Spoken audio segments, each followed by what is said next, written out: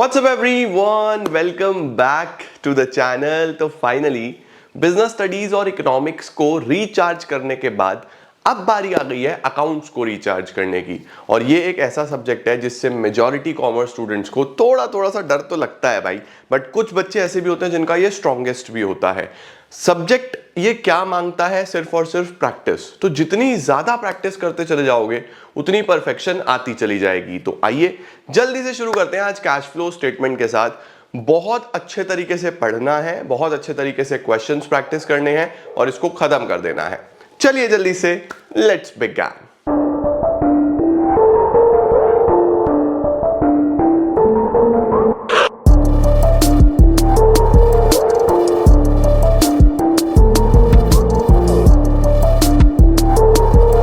Heading डालो बच्चों मेरे साथ साथ, कैश फ्लो स्टेटमेंट के बेसिक्स। पूरा चैप्टर एक बार अच्छे तरीके से रिवाइज करते हैं, क्या क्या है, किस किस तरीके से होता है, फिर क्वेश्चंस करेंगे और चीजें समाप्त होंगी। ठीक है, मैं इस तरीके से रिवीजन करा रहा हूं जैसे आप पहली बार कर रहे हो, तो आपको प्रॉब्लम आने नहीं दूंगा बिल्कुल भी। ठीक है, अब देखो चैप्टर का नाम ही क्या है, कैश फ्लो स्टेटमेंट। देखो बच्चों, हमारे बिजनेस में हमारा कॉमर्स वालों का काम क्या है? हिसाब किताब रखना, हर चीज का हिसाब होना चाहिए। तो हिसाब रखने के लिए हम फिनेंशियल स्टेटमेंट्स बनाते हैं। फिनेंशियल स्टेटमेंट्स में मेन स्टेटमेंट होता है बैलेंस शीट, जो आपकी क्या दिखाएगा कि आपकी वेल्थ कितनी है, आपके पास एसेट्स कितने हैं, आपके ऑब्लिगेशंस कितने हैं, कितने लोगों को आपने पैसा देना है, करंट नॉन करंट लायबिलिटीज, आपको बेनिफिट देने के लिए एसेट्स कितने हैं, करंट नॉन करंट एसेट्स, उसके साथ साथ आपने खुद कितना पैसा लगाया है यानी कि कैपिटल। तो ये सारा का सारा चीजें हमें बैलेंस शीट दिखाती है। उसके साथ हमारे फाइनेंशियल स्टेटमेंट्स में होता है profit and loss account. Profit and loss account, इसका क्या काम होता है बच्चों? इसका काम होता है आपकी ओवरऑल प्रॉफिटेबिलिटी दिखाना, प्रॉफिटेबिलिटी दिखाना। ठीक है, अब देखो मेरा पी एंड एल अकाउंट इस तरीके का है, ये मेरा पी एंड एल अकाउंट है। ठीक है, लेट सपोज मैं आपको बोलूं कि ये हमारा नालायक चिंटू है, ये हमारा चिंटू है, खुश है, बहुत खुश है। ठीक है, क्यों खुश है? क्योंकि इसने यहां पे माल बेचा बाय सेल्स 20,000 रुपए का, 20,000 रुपीज का बच्चों इसने माल बेचा, जिसमें से 5,000 इसकी कैश सेल है यानी कि पैसा आ गया है, 15,000 रुपए इसकी क्रेडिट सेल है। ठीक है, 5,000 की कैश सेल है, 15,000 की क्रेडिट सेल है। ठीक है, अब मेरे चिंटू ने 20,000 रुपए का माल बेच दिया, फिर इसके फर्म में खर्चे भी आए। इसके खर्चे आए कितने के? 2 एक्सपेंसेस, इसने 4,000 रुपए के खर्चे कर दिए। तो 20,000 रुपए का रेवेन्यू हुआ और 4,000 रुपए के एक्सपेंस हो गए। तो इसने बोला कि मेरा जो नेट प्रॉफिट है वो है 16,000 रुपए, 16,000 रुपीज का मेरा नेट प्रॉफिट है और चिंटू खुश है। ये अपने घर गया, घर जाके इसने चिंटी को बोला, अरे चिंटी मैंने 16,000 रुपए का प्रॉफिट बनाया, 16,000 का प्रॉफिट बनाया। चिंटी ने बोला, अच्छा ये तो बहुत अच्छी बात है, लाओ फिर 10,000 रुपए, मैं बाजार जाके कुछ ना कुछ शॉपिंग करके आऊंगी, लाओ 10,000 रुपए दो। चिंटू ने जेब में हाथ डाला। अब चिंटू ने देखा, यार जेब में से तो पैसा नहीं निकल रहा, यहां तो 16,000 रुपए दिख रहे हैं लेकिन जेब में तो सिर्फ 1,000 रुपए दिख रहे हैं। चिंटू ने चिंटी को बोला, ये ले 1,000 रुपए ही है। चिंटी ने उठाया बेलन और उसने बोला, बेटे एक बात बता, 16,000 का नेट प्रॉफिट कर रहे हो, जेब में से 1,000 निकल रहे हैं, 15,000 कहां गए? अब चिंटी ठहरी साइंस स्ट्रीम की, तो चिंटी को तो समझ नहीं आ रही है बात। अब चिंटू उसको कैसे समझाए? चिंटू के दिमाग में आ गया कि यार ये पी एंड एल में एक लिमिटेशन है, इसमें एक कमी है। इसने मुझे 16,000 का प्रॉफिट तो बता दिया लेकिन ये मेरी लिक्विडिटी नहीं बता पा रहा, यानी मेरे पास कैश कितना अवेलेबल है ये नहीं बता पा रहा।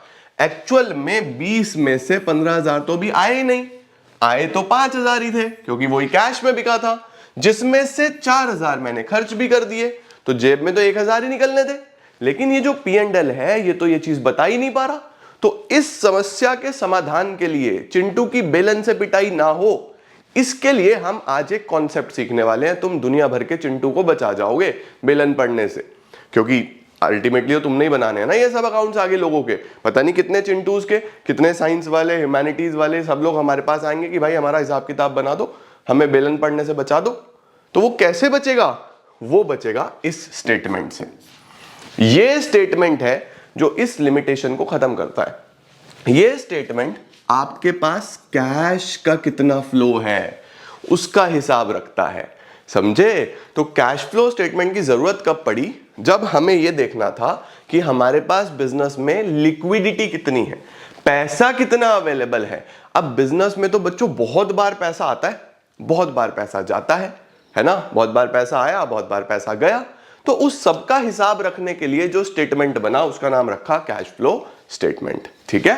अब कैश फ्लो स्टेटमेंट में बेटा हम लोग मेनली किस किस चीज का हिसाब किताब रखते हैं? हम लोग इसमें रिकॉर्ड करते हैं द इनफ्लो एंड आउटफ्लो, यानी पैसा आया या पैसा गया, of cash and cash equivalents. मैं इसको आज के बाद सीसीई बोलूंगा बेटा, ठीक है?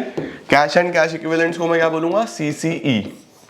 अब सर ये सीसीई में क्या क्या आता है?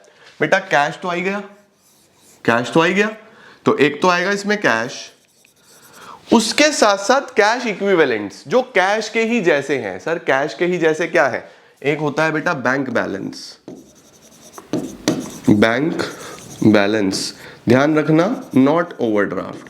ओवरड्राफ्ट इसमें नहीं आता, ओवरड्राफ्ट हमारा फाइनेंसिंग एक्टिविटी का पार्ट है, ये एक्सेप्शन है, इसका ध्यान रखना, ये एक्सेप्शन है, दिस इज एक्सेप्शन।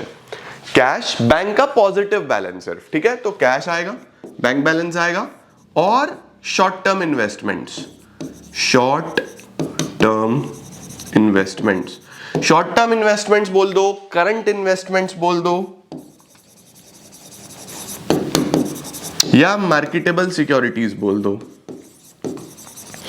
ये वो इन्वेस्टमेंट्स हैं बच्चों जो कैश में कन्वर्ट हो जाती हैं with in a period of 3 months. 3 महीने के अंदर अंदर कैश में कन्वर्ट हो जाती हैं, तो ये भी एक तरीके का कैश ही है। इसका मतलब सीसी में 3 चीजें ही हैं बस, कैश, बैंक और शॉर्ट टर्म इन्वेस्टमेंट्स, इसका ध्यान रखना, ठीक है? तो हमारे पास इन तीनों में कितना पैसा आया, कितना पैसा गया, इसका हिसाब रखने के लिए कैश फ्लो स्टेटमेंट बनता है। वेरी सिंपल, ठीक है? अब आओ सर, आओ सर, आओ सर, स्क्रीनशॉट ले लो, डन है, बढ़िया सर। अब कैश फ्लो स्टेटमेंट बनाने के कितने मेथड्स हैं? कितने मेथड्स होते हैं बच्चों? एक होता है डायरेक्ट मेथड, एक होता है इनडायरेक्ट।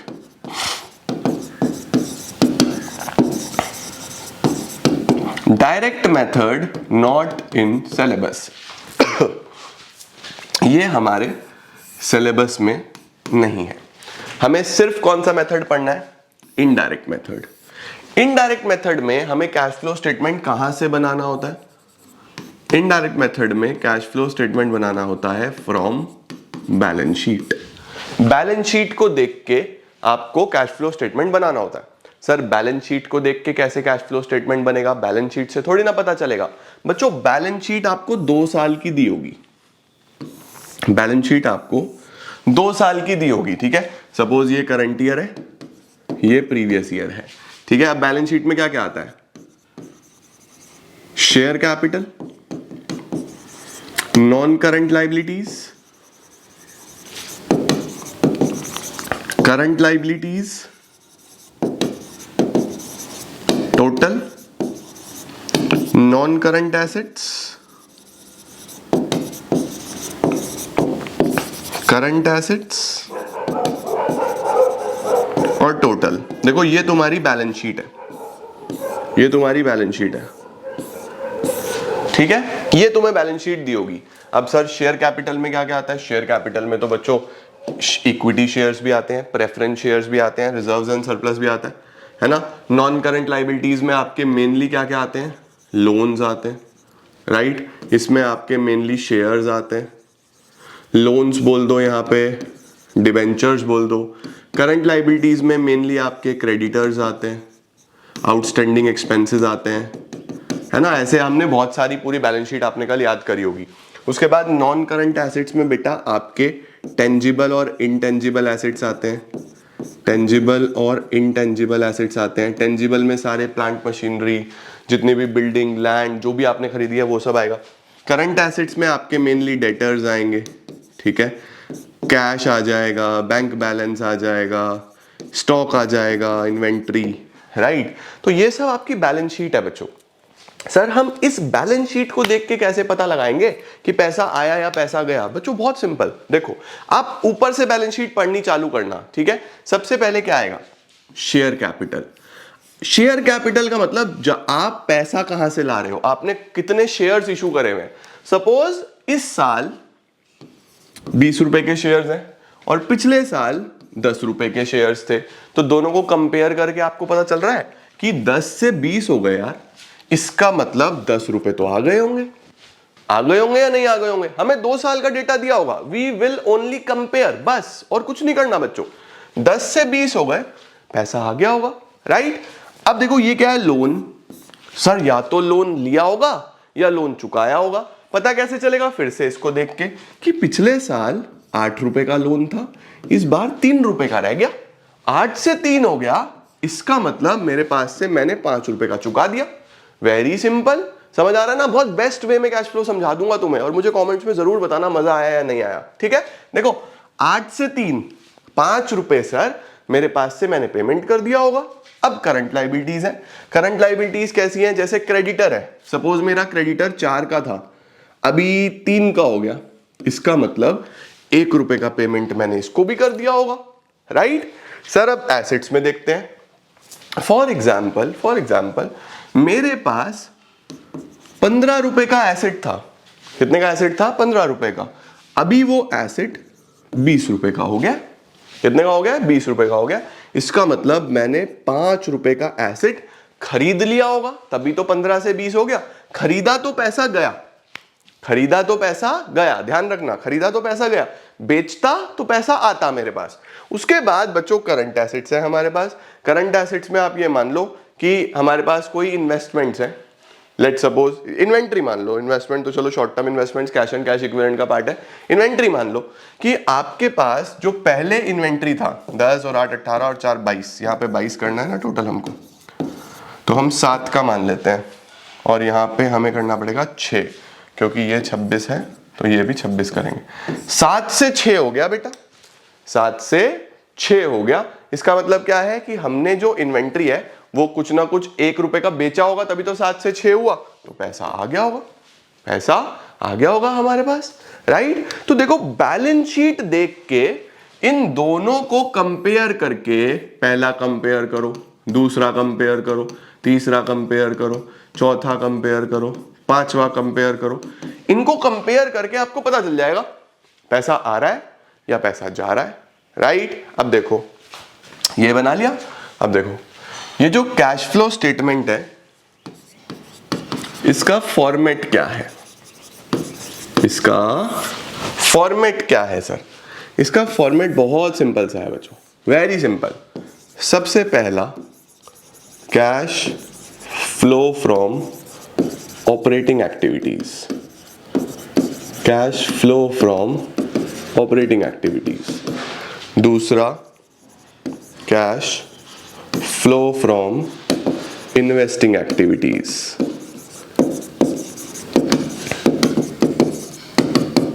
तीसरा cash flow from financing activities. ठीक है, उसके बाद आपको क्या करना है? इसको जोड़ देना है, ये तीनों को ऐड कर देना है, ठीक है। ऑपरेटिंग को, इन्वेस्टिंग को, फाइनेंसिंग को, तीनों को जोड़ के इसमें आपको ऐड करना है opening balance of CCE. CCE समझ गए? Cash and cash equivalents. तो ये जो बैलेंस आएगा ये आ जाएगा क्लोजिंग बैलेंस ऑफ सीसीई,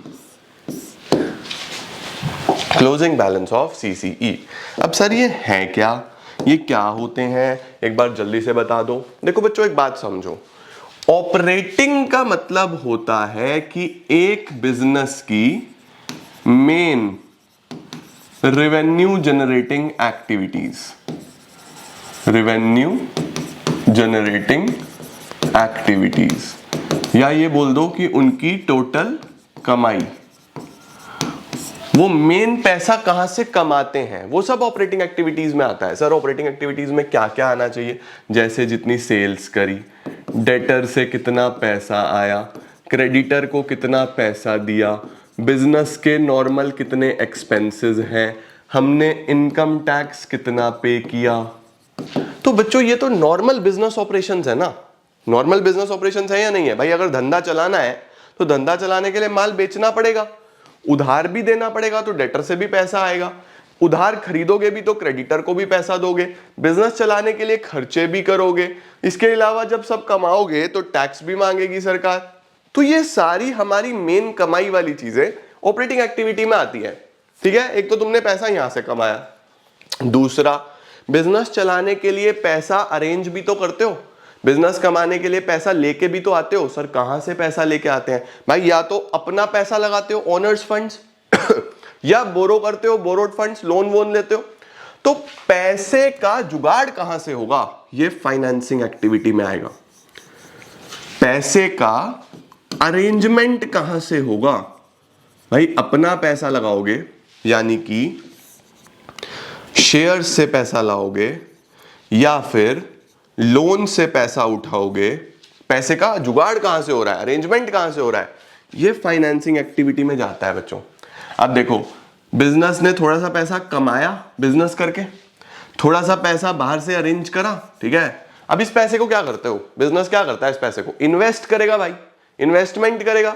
तो जितनी भी इन्वेस्टमेंट करी, जितनी भी इन्वेस्टमेंट करी, चाहे वो फिक्स एसेट्स में हो,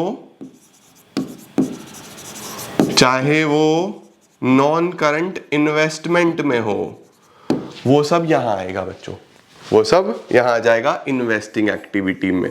तो अगर तुम इस बैलेंस शीट को बहुत ध्यान से देखो तो बच्चों शेयर कैपिटल क्या है, शेयर कैपिटल में तो शेयर्स आते हैं ना, जो पैसा मैंने लगाया है।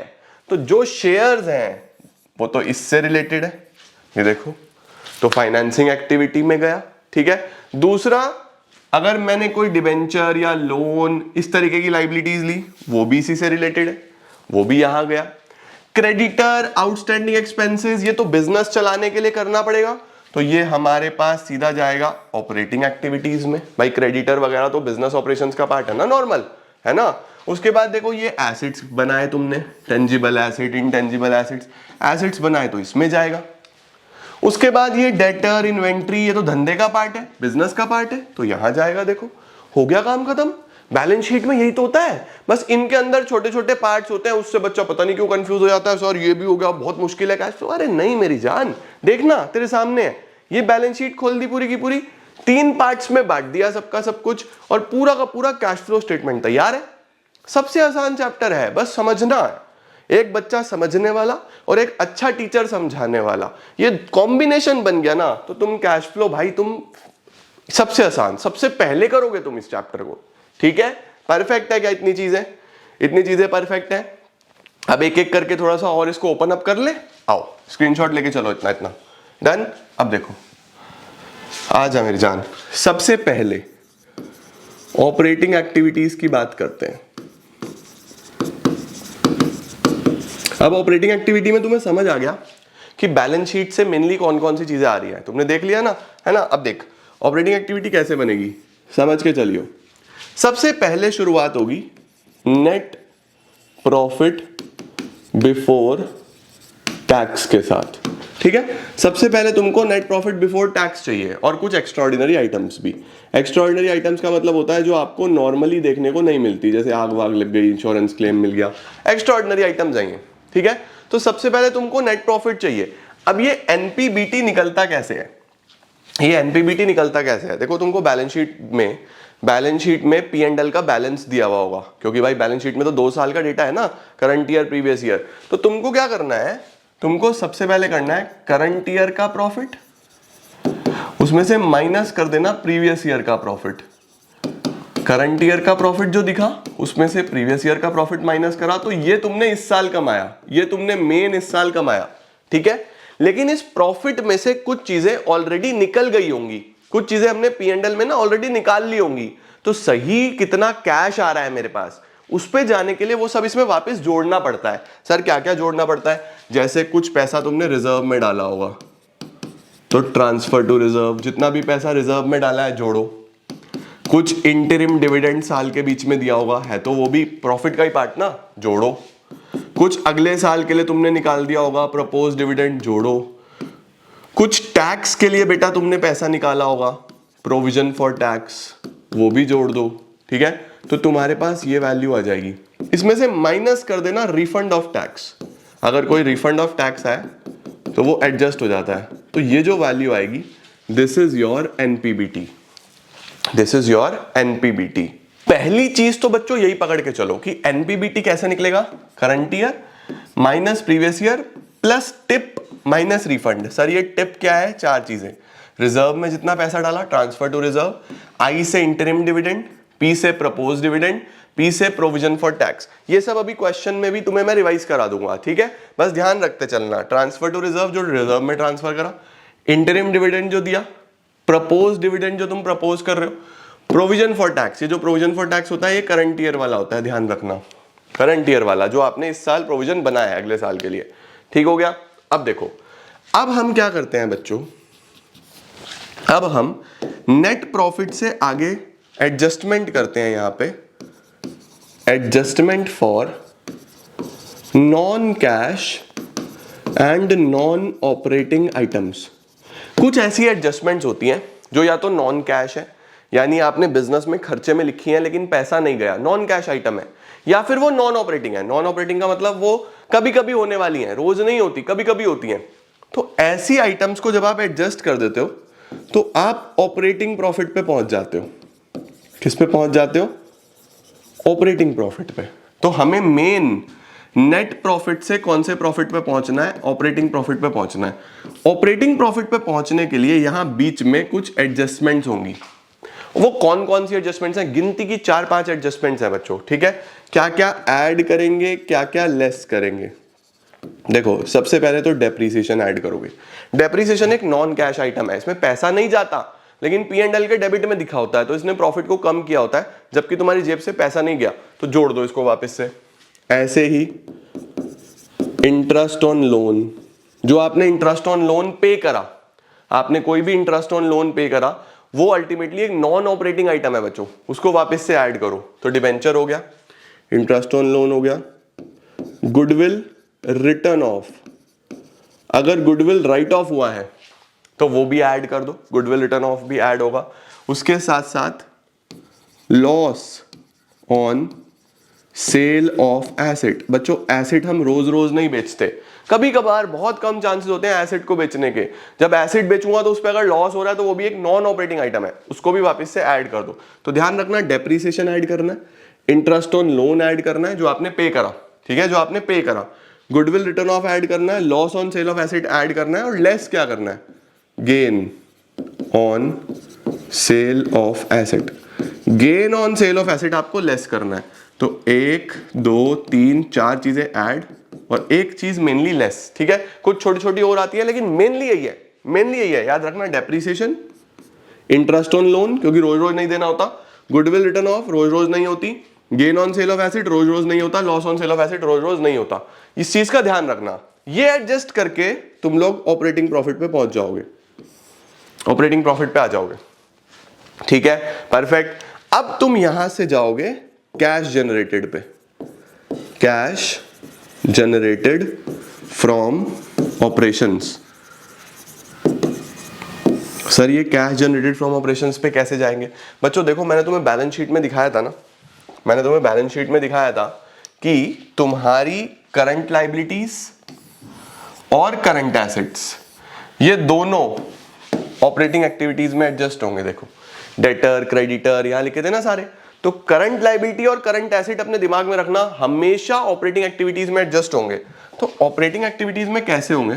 देखो, जैसे क्रेडिटर और डेटर का एग्जांपल लिया था, है ना, तुम लोग ध्यान रखना, ऐड और लेस करंट लायबिलिटी का सीधा सीधा रिश्ता है कि करंट लायबिलिटी अगर बढ़ी तो आप भी ऐड करोगे, घटी तो आप भी लेस करोगे। सिंपल है, याद रखना। करंट लायबिलिटी बढ़ी तो आप भी बढ़ाओगे, घटी तो आप भी घटाओगे। एसेट्स का उल्टा है, अगर कम हुआ तो तुम ऐड कर देना, ज्यादा हुआ तो तुम लेस कर देना। ये तुमको दो चीजें और एडजस्ट करनी है। ये एडजस्ट करके तुम लोग पहुंच गए कैश जनरेटेड पे। इसमें से लेस करो, मैंने लिखवाया था तुमको इनकम टैक्स। इनकम टैक्स इसमें से लेस कर दो, ये जो वैल्यू आएगा ये तुम्हारा cash flow from operating activity है। ये पहली चीज निकल गई, पहली चीज निकल गई बच्चों। फर्स्ट थिंग्स फर्स्ट, क्या क्या करा? एनपीबीटी निकाला। एनपीबीटी में ये 3-4 चीजें एडजस्ट करो। मेनली आपको ये नीचे एडजस्टमेंट्स में मिलेंगी, ये आपको बैलेंस शीट में नहीं मिलेंगी, ये आपको एडजस्टमेंट्स में मिलेंगी। ठीक है, अभी क्वेश्चन कराऊंगा, एडजस्टमेंट्स में दिखेंगी ये। उसके बाद ये आपकी मेनली आपको बैलेंस शीट में दिखेगी, current asset, current liability. Income tax आपको दिख जाएगा और सीधा सीधा ऑपरेटिंग एक्टिविटी समाप्त। डन, इतना डन है, सॉर्टेड, स्क्रीनशॉट लिया, बढ़िया सर। अब इन्वेस्टिंग रिवाइज करो। देखो इन्वेस्टिंग में क्या होता है, इन्वेस्टिंग एक्टिविटी में क्या होता है? Cash flow from investing activity. अब बच्चों इन्वेस्टिंग एक्टिविटी में क्या क्या गया? देखो बैलेंस शीट में मैंने आपको क्या क्या चीजें भेजी इन्वेस्टिंग एक्टिविटी में। इन्वेस्टिंग एक्टिविटी में एक तो ये रहे एसेट्स, ठीक है, और दूसरे भी एसेट ही है। मतलब इन्वेस्टिंग में तो मेनली एसेट ही है, फिक्स एसेट्स हो और नॉन करंट इन्वेस्टमेंट हो, वो दोनों आपको यही मिलेंगी, दोनों आपको यही मिलेंगी। तो एसेट में तो मेनली दो ही चीजें हैं, करंट एसेट ऑपरेटिंग में गया, नॉन करंट एसेट इन्वेस्टिंग में गया, बात खत्म। बैलेंस शीट समाप्त, ये एक्टिविटी भी समाप्त। ठीक है, देखो क्या क्या आएगा इसके अंदर। मैंने आपको बताया दो चीजें, सिर्फ दो चीजें। कौन कौन सी? फिक्स एसेट्स जिसको प्रॉपर्टी प्लांट एंड इक्विपमेंट बोलते हैं, नॉन करंट इन्वेस्टमेंट। ठीक है, अब इनका अगर परचेज हुआ, परचेज ऑफ फिक्स एसेट्स या फिर नॉन करंट इन्वेस्टमेंट, खरीदा तो पैसा गया, माइनस में लिखना, या आपने बेचा, सेल करा तो पैसा आया। ठीक है, आपने खरीदा तो अल्टीमेटली पैसा गया, बेचा तो पैसा आया। ठीक है, उसके साथ बच्चों अगर आपकी कोई इन्वेस्टमेंट है तो इन्वेस्टमेंट पे आपको डिविडेंड मिल सकता है, डिविडेंड रिसीव्ड, आपको इंटरेस्ट मिल सकता है, इंटरेस्ट रिसीव्ड, आपको रेंट मिल सकता है, रेंट रिसीव्ड। इन तीनों आइटम्स का ध्यान रखना, ये रिसीव वाली आइटम्स है। कुछ बच्चे कंफ्यूज होते हैं कि सर रिसीव है तो पेड भी यही है। नहीं नालायको, अभी तुम्हारी इन्वेस्टमेंट्स हैं, इन्वेस्टमेंट पे इनकम होती है, इन्वेस्टमेंट पे पे थोड़ी करते हो। तुमने पैसा इन्वेस्ट करा और पे भी करोगे, नालायक हो जाओगे ना फिर तो तुम। परफेक्ट, खत्म, बस यही है सर, यही है, यही है। बस स्ट्रगल कहां पे होगा इसको ढूंढने में। परचेज निकालो, उसके लिए हम कुछ छोटे छोटे अकाउंट्स बनाते हैं, वो भी मैं भी कराऊंगा, तुम्हें टेंशन मत लो। ठीक है, ये डन है, बढ़िया सर। इन्वेस्टिंग एक्टिविटी भी समझ गए। अब लिखो financing activity, cash flow from, cash flow from financing activity. अब सर फाइनेंसिंग में क्या आएगा? देखो बैलेंस शीट में सबसे ऊपर क्या था? Share capital. शेयर कैपिटल में शेयर्स थे, फाइनेंसिंग में जाएंगे, है ना। उसके बाद नॉन करंट लायबिलिटी, लोन्स, वो बीसी में जाएंगे। करंट लायबिलिटी कहां जा चुके हैं? ऑपरेटिंग में जा चुके हैं, एसेट ऑलरेडी हो चुके हैं। तो बैलेंस शीट में बस ऊपर दो चीजें बची, शेयर कैपिटल और नॉन करंट लायबिलिटी, वो इधर ही है। इसमें क्या क्या आएगा? शेयर्स से रिलेटेड और नॉन करंट लायबिलिटीज से रिलेटेड। ठीक है बेटा, सही है क्या मेरे बच्चे? लोन से रिलेटेड। अब देखो, या तो तुमने इशू करे शेयर्स, इशू कर दिए तो पैसा आएगा। शेयर इशू करे ना, जनता को शेयर बेचे तो पैसा आया। या फिर आपने रीपेमेंट करा इन शेयर्स का, रीपेमेंट या रिडेम्पशन, रीपेमेंट ऑफ शेयर्स, इसको हम बाय बैक भी बोल देते हैं। हमने अपने शेयर्स खुद ही खरीद लिए, खुद खरीद लिए तो पैसा गया। या तो जनता को शेयर बेचते हो तो तुम्हारे पास पैसा आता है, या जनता से वापस से शेयर खरीदते हो तो तुम्हारा पैसा जाता है तो शेयर से रिलेटेड ही यही आएगा। इसी तरीके से अगर तुमने इशू करा डिबेंचर्स, भाई डिबेंचर इशू करे इसका मतलब लोन लिया तुमने, पैसा आएगा। डिबेंचर या बैंक लोन, पैसा आ गया। ऐसे ही आपने इनका रिडेम्पशन करा, रिडेम्पशन का मतलब होता है बेटा पेमेंट। डिबेंचर या बैंक लोन, पैसा गया। अब अगर तुमने शेयर इशू करे होंगे तो इस पे डिविडेंड देना पड़ेगा। अगर तुमने डिबेंचर इशू करे होंगे तो इस पे इंटरेस्ट देना पड़ेगा। तो इसका ध्यान रखना, इंटरेस्ट पेड, डिविडेंड पेड, ये बेटा पैसा जाएगा तुम्हारे पास से। ये तुम्हारी फाइनेंसिंग एक्टिविटी आ गई बेटा। तो तुमको ये फाइनेंसिंग एक्टिविटी से पैसा आया या गया, इसका स्क्रीनशॉट ले लो पहले, इसका जल्दी से स्क्रीनशॉट लो। उसके बाद ये तुमको इन्वेस्टिंग एक्टिविटी से पैसा आया या गया। उसके बाद ये तुमको ऑपरेटिंग एक्टिविटी से पैसा आया या गया। ठीक है, यही हमको यहां पे चाहिए था, यही हमको यहां पे चाहिए था कि ऑपरेटिंग से इतना, इन्वेस्टिंग से इतना, फाइनेंसिंग से इतना, तीनों को जोड़ो।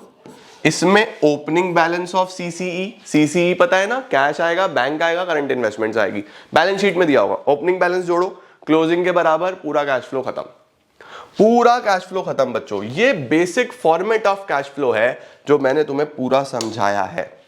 मीनिंग ऑफ कैश फ्लो समझ गए, फॉर्मेट ऑफ कैश फ्लो समझ गए। अब छोटा सा काम करो, इस मीनिंग को, फॉर्मेट को एक बार अपनी कॉपी में लिखो, अच्छे तरीके से पूरा पढ़ो, पूरा अपने माइंड में सेट कर लो माइंड में सेट कर लो। माइंड में सेट करते ही इतने तुम इसको खत्म करोगे। 12 बजे आया ना ये वीडियो, 1 बजे मैं तुम्हें एडजस्टमेंट्स का वीडियो दे रहा हूं, जो कैश फ्लो में एडजस्टमेंट्स होती हैं।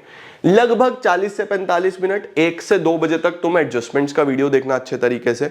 उसके बाद तुम्हें 2 घंटे मिलेंगे, पहले भी तुमने कैश फ्लो पढ़ा हुआ होगा। 2 घंटे में तुम रैंडम जितने क्वेश्चंस अपनी बुक से ट्राई करना चाहते हो, पुरानी वीडियोस भी तुमने देखी है कैश फ्लो की, करके देखो। ठीक है, उसके बाद 4 बजे तो मैं आ ही रहा हूं तुम्हारे पास परफेक्ट क्वेश्चंस लेके कैश फ्लो के। 5 सवाल कराऊंगा, 5 क्वेश्चंस बहुत अच्छे तरीके से कर लेना, तुम्हारा कैश फ्लो का बड़ा क्वेश्चन गलत नहीं होगा। बस 5 क्वेश्चन अच्छे से कर लेना, समझे ना। कैश फ्लो की तैयारी बहुत सिस्टमैटिक मैनर में करना, पूरा फॉर्मेट तुम्हें कराया है। ठीक है, अभी इसके बाद तुम्हें एडजस्टमेंट समझा रहा हूं सारी की सारी। एडजस्टमेंट के बाद 5 बेस्ट क्वेश्चंस करा रहा हूं कैश फ्लो के। 5 बेस्ट सवाल कर लो, तुम्हारे बोर्ड्स में पूरा का पूरा सवाल वहीं से उठ के आ जाएगा, टेंशन बिल्कुल भी मत लेना। ठीक हो गया, परफेक्ट, बढ़िया प्रैक्टिस हो जाएगी। चलो, बहुत बहुत धन्यवाद, थैंक यू सो मच। मुझे उम्मीद है तुम्हें क्लियर कॉन्सेप्ट हो गया होगा। मुझे कमेंट में जरूर बताना क्लियर हुआ या नहीं हुआ। सारे कॉमर्स वालों तक शेयर कर देना और लाइक जरूर दबा देना यार। देखो, मोटिवेशन बहुत मिलता है जब तुम लोग लाइव स्ट्रीम में भी मैं तुम्हें बोलता हूँ ना यार, लाइक कर दिया करो, लाइक जरूर कर देना। ठीक है, थैंक यू सो मच। 1 घंटे में 1 बजे एडजस्टमेंट के लिए आ रहा हूं, मिलो जल्दी से, वीडियो पहुंच जाएगी और बढ़िया तरीके से तैयारी करो। Keep growing, keep glowing and keep smiling.